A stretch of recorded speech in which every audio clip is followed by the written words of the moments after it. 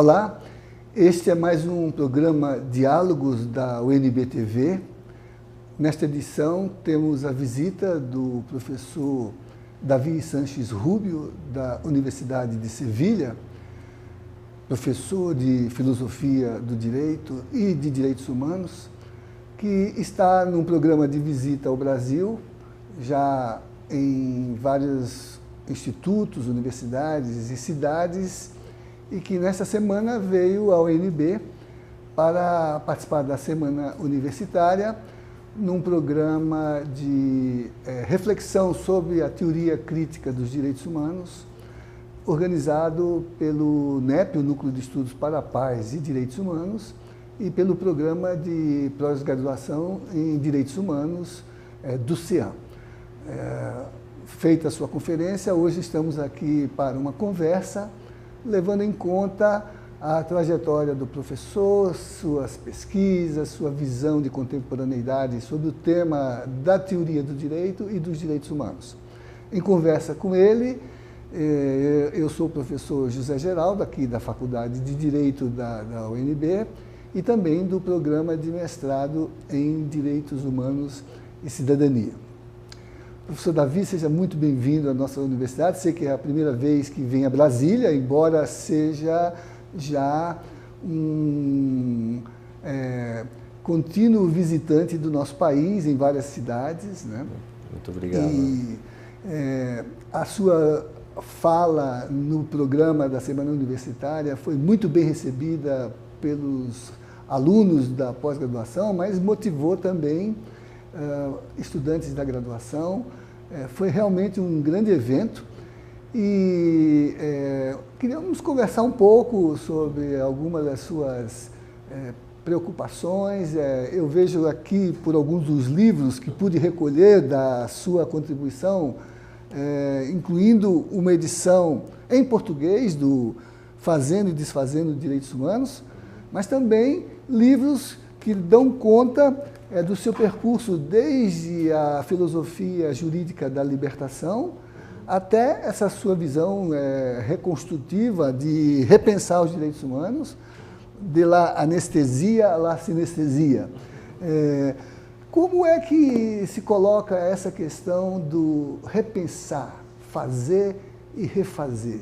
Os direitos humanos estão num processo de recriação, eles têm uma matriz que os vincula a um modelo paradigmático, um pensamento bem definido, ou é uma agenda aberta?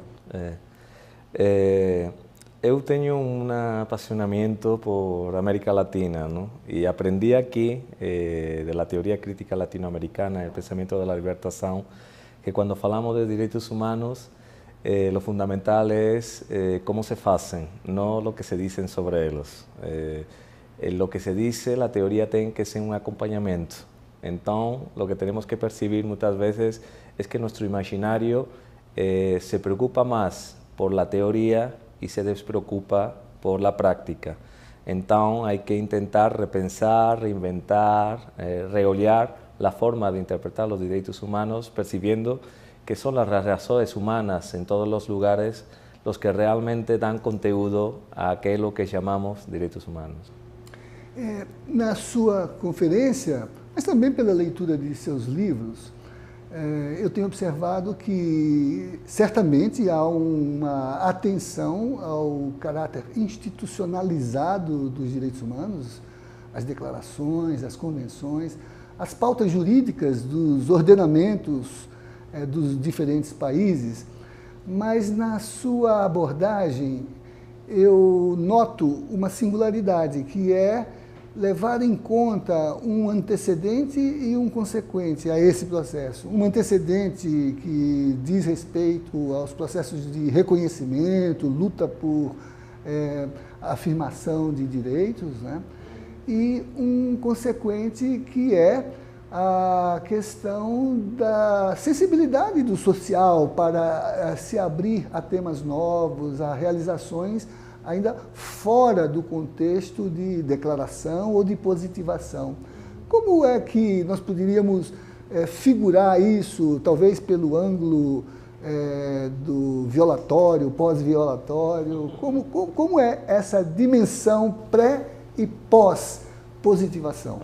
Normalmente el imaginario que se nos enseña en las facultades de Derecho, no solo en Europa, sino en América Latina, es un imaginario excesivamente formalista, normativista y posviolatorio, en el sentido de que parece que los derechos humanos nacen o son importantes una vez que se violan.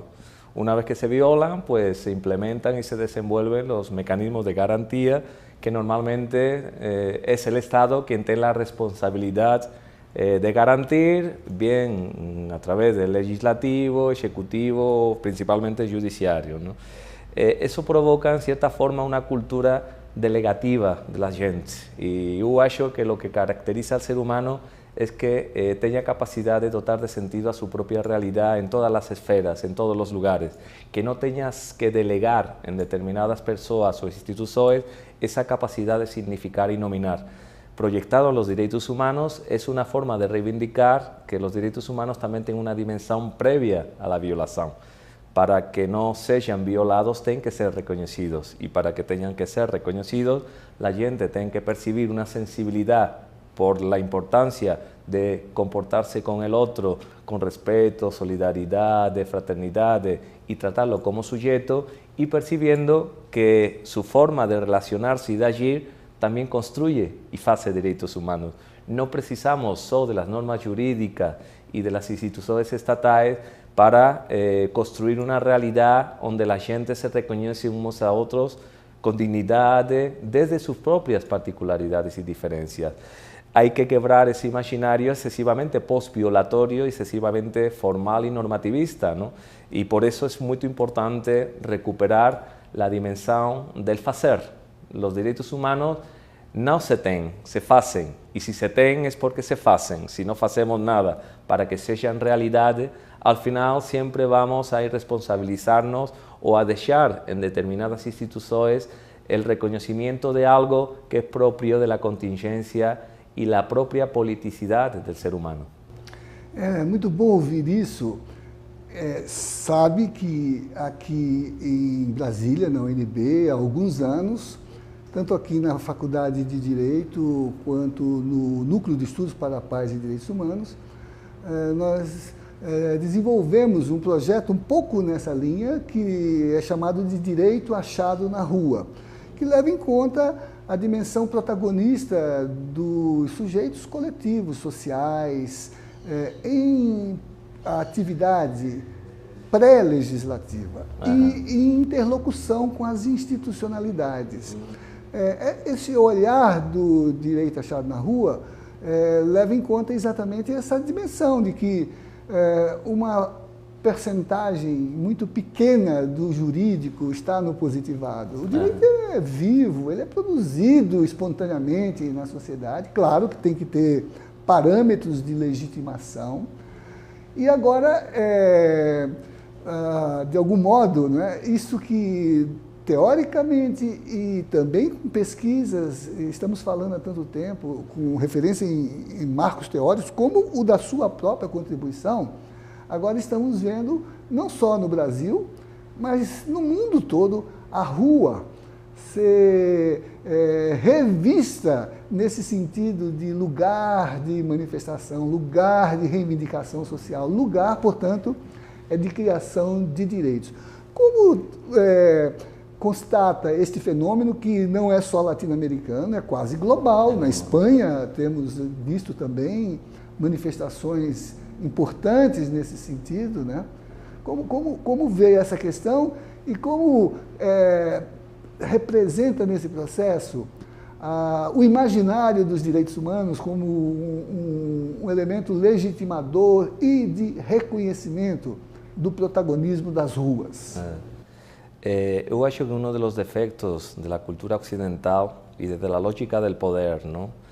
Es que siempre tiene miedo a lo popular, miedo a las ruas, miedo a todo lo que se desenvuelve en los sectores civiles del pueblo, y se construyó y limitó siempre desde distintas instancias esa capacidad que la gente tiene para hacer cosas boas y ruines, pero la forma de reagir era y fue y es limitar esa capacidad de construir realidades. Por eso yo acho que es fundamental recuperar el protagonismo que la gente puede tener y tiene en su cotidianidad, en el día a día, desde el punto de vista social, colectivo, de movilización popular, pero también desde el punto de vista de lo cotidiano, del día a día, ¿no? Yo acho, falando en términos garantistas, he implementado una cultura multigarantista donde los derechos humanos sean realidad con instancias del Estado, jurídico-estatales, pero también con instancias jurídico-sociales o no estatales, porque la gente significa la realidad desde muchos puntos de vista y son sus propias experiencias las que realmente concretizan aquello que abstracta y teóricamente achamos que es la realidad, cuando la realidad es la propia gente en su agir y en su forma de actuar en el día a día, ¿no? Es fundamental y hay mucha afinidad con el pensamiento de Roberto Lira Filho, ¿no? El pensamiento que você también desenvuelve durante mucho tiempo y que es propio del continente latinoamericano. Personas como Helio Gallardo, Frank Hinkelamer, con esa sensibilidad latinoamericana, Joaquín Herrera Flores y mucha gente más, Ignacio Yacuría, lo que intentaban mostrar es que las realidades del ser humano no se tienen que sacrificar en las producciones que genera, sino que siempre su agir, su vivir y experimentar cotidiano tienen que ser el referente de todo aquello que envuelve la idea de libertad, de dignidad, de justicia, y los derechos humanos son esa forma de hacer, construir cotidiana y también colectiva, que la gente esquece que los derechos humanos surgen por las luchas y las movilizaciones sociales. Es una contradicción criminalizar a quienes son actores y a quienes son protagonistas de aquello que después podemos llamar derechos humanos.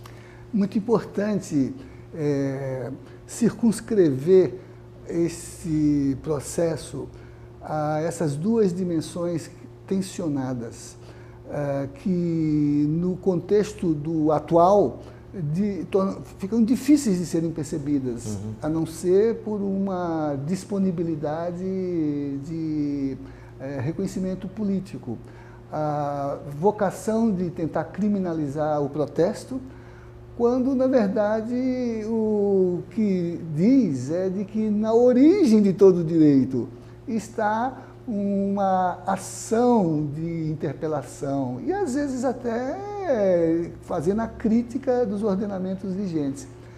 Sei que vai estar aqui proximamente de volta ao Brasil para participar de um congresso internacional aqui perto de Brasília, em Pirinópolis, né, sobre o novo constitucionalismo latino-americano. Há um constitucionalismo latino-americano visto do olhar de um representante da realidade pré-colombiana, a Europa, né? Hoje e amanhã, comentando com César Valdi, parceiro, ¿no?, que foi quem facilitou el que eu pudiera estar aqui com vocês, ¿no?, e eu agradeço muito. Falaba de que desde el punto de vista académico existía una especie de grito de los excluidos académicos latinoamericanos, en el sentido de que nunca se valorizó todo lo que en la realidad latinoamericana se construía desde el punto de vista europeo y anglosaxón. La Constitución mexicana de 1917 es un referente desde el punto de vista de los derechos económicos sociales y se silenció. El proceso de independencia de Haití se silenció también por razones racistas. El nuevo constitucionalismo latinoamericano tiene algo también parecido. Yo acho que es muy original y creativo en muchas cosas. Una forma de quebrar el imaginario occidental como si fuera el único capacitado para interpretar la realidad desde el punto de vista del ser, del saber, del poder y del hacer, y ofrece esa realidad del ser humano de la pluralidad. El capitalismo no es el único camino posible para solucionar y satisfacer las necesidades humanas. Existen muchas culturas y muchas formas de vida indígena, quilombola, etcétera, etcétera, que en su forma de entender las relaciones con la naturaleza, en su forma de entender las relaciones con el otro y la otra, quiebran ese paradigma depredador, competitivo propio de Occidente. Entonces, las constituciones, principalmente de Ecuador y Bolivia, ofrecen un otro modo de entender las relaciones humanas y las instituciones. Cómo entender la democracia desde la diversidad, cómo entender lo jurídico desde el paradigma de pluralismo jurídico, cómo entender la importancia de la tierra y de la propiedad, no desde el punto de vista propietario, privado, occidental. Raimundo Panikkar, que yo acho es un ejemplo de interculturalidad, es un filósofo catalán que murió hace unos pocos años, decía que cuando hablamos en Occidente de pluralismo cultural, mentimos porque nunca reconocemos el pluralismo socioeconómico. Es como si existiera una especie de dogma de no cuestionar la idea que Occidente tiene del desenvolvimiento humano. Y el nuevo constitucionalismo latinoamericano ofrece la perspectiva y la existencia de otros modos de entender la producción, la economía, la satisfacción de las necesidades humanas, y como para Occidente es dogma, no va a posibilitar y va a intentar impedir que isso seja possível. Já começando a encaminhar um fecho para a nossa conversa, porque a nossa interlocução continuará pelos livros dos congressos e por meio de nossos alunos comuns e também de nossos compromissos com os movimentos sociais. O que diz é importante para pensar aquilo que seria a radicalização da democracia como uma tarefa dos nossos tempos. As revoluções do século XIX e XVIII trouxeram, pela mediação dos direitos do homem, a representação democrática como um valor. Creio que a experiência brasileira levou a materializar elementos de uma democracia participativa e acho que essa experiência atual de um constitucionalismo, como estamos vendo surgir na Bolívia, no Equador, poderia abrir espaço para uma democracia comunitária. É possível dizer isso? Eu acho que é possível, mas o contexto é muito difícil. Não se trata de santificar e sacrificar, sacralizar esses processos, mas eu acho que é muito interessante perceber que quando falamos de democracia, ese concepto de demodiversidad expresa que el ser humano puede participar en distintos niveles de su vida de distintas formas que no solo se reducen a la expresión representativa occidental o a la expresión participativa también occidental. Hay que complementar, hay que pluralizar y hay que reconocer que pueden haber formas diversas de que la gente llegue a un acuerdo, concorden en algunas cosas, y los indígenas de muchas formas nos muestran en muchos povos indígenas, porque no todos son iguales, que la decisión que se toma en una comunidad puede ser desenvolvida con lógicas totalmente diferentes y con ritmos y tiempos que no son los propios de Occidente. Y desde esas lógicas construyen realidades donde se reconoce la dignidad de los miembros de esa comunidad e também a dignidade da natureza. Bom, nosso tempo está quase acabando, mas rapidamente impressionou muito no diálogo da conferência os nossos pesquisadores e como pela UNB-TV agora podemos ampliar o nosso auditório, o que a teoria crítica pode contribuir para consolidar na nossa universidade, como estamos tentando fazer, um programa mais político de educação para os direitos humanos e mais acadêmico de pesquisa específica em direitos humanos e cidadania? Nossa, bueno, pues para resumir, en pocas palabras, yo acho que la teoría crítica, siempre siendo autocrítica, porque yo acho que todos tenemos que intentar ser coherentes, puede visibilizar y explicitar cómo se naturalizan y normalizan sistemas de dominación diversos que la propia universidad y la propia forma educativa, como se transmiten las informaciones, incorpora. existe el defecto de normalizar y naturalizar asimetrías donde unos son superiores y otros son inferiores en lo racial, en lo sexual, desde perspectiva de género, en lo sociomaterial y de clase, en lo etario, en la disfuncionalidad, discapacidad o deficiencia psíquica o física da gente. Entonces, la teoría crítica desde hace mucho tiempo intenta, como un imperativo categórico, denunciar cuando al ser humano se le humilla, se le vilipendia, se le inferioriza.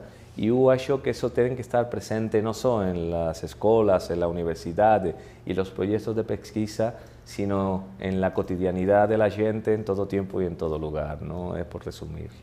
Muito bem, Diálogos agradece muito a sua presença numa universidade como a nossa, que nasceu, segundo os seus idealizadores, necessária, porque tem que responder aos problemas do país e às necessidades de desenvolvimento do seu povo.